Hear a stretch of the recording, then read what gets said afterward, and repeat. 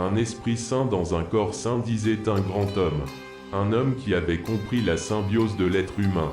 En effet, comment pouvons-nous conserver notre esprit dans la sainteté lorsque nous sommes assaillis de toutes parts par des problèmes sanitaires douloureux? Lorsque la torture corporelle nous tiraille jusqu'au plus profond de notre chair, il faut bien reconnaître que nos pensées se retrouvent confrontées à une grande difficulté de rester dans la lumière.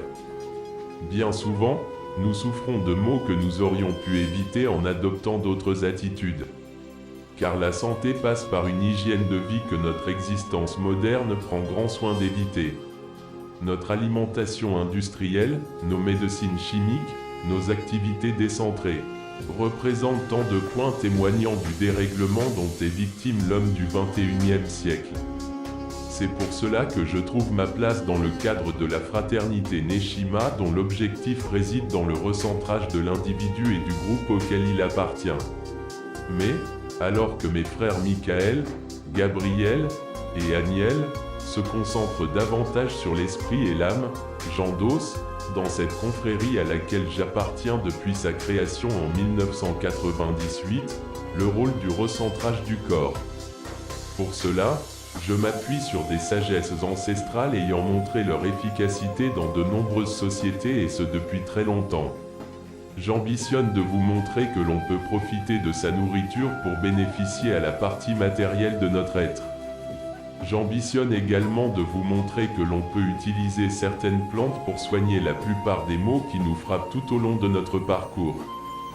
Bien souvent, la solution se trouve devant notre porte, dans notre jardin, dans notre panier de légumes, dans notre placard d'herbes aromatiques.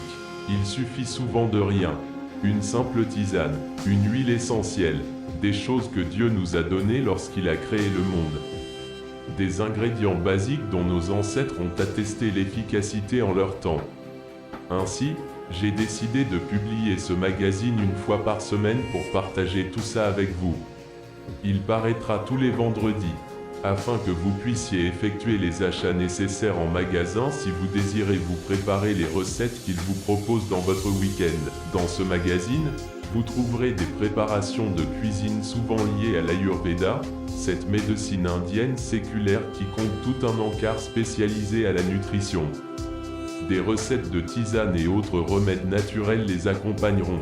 Viendront avec des articles pour vous expliquer les principes de l'Ayurveda et de la philosophie naturaliste.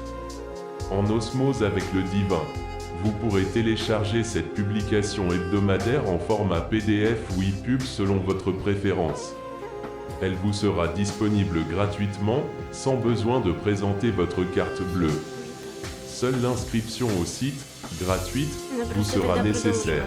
Pour cela, une simple adresse mail et votre prénom suffisent.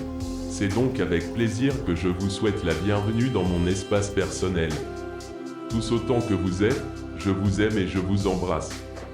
Si vous désirez me contacter personnellement, vous trouverez mon adresse mail sur la page contact de notre site.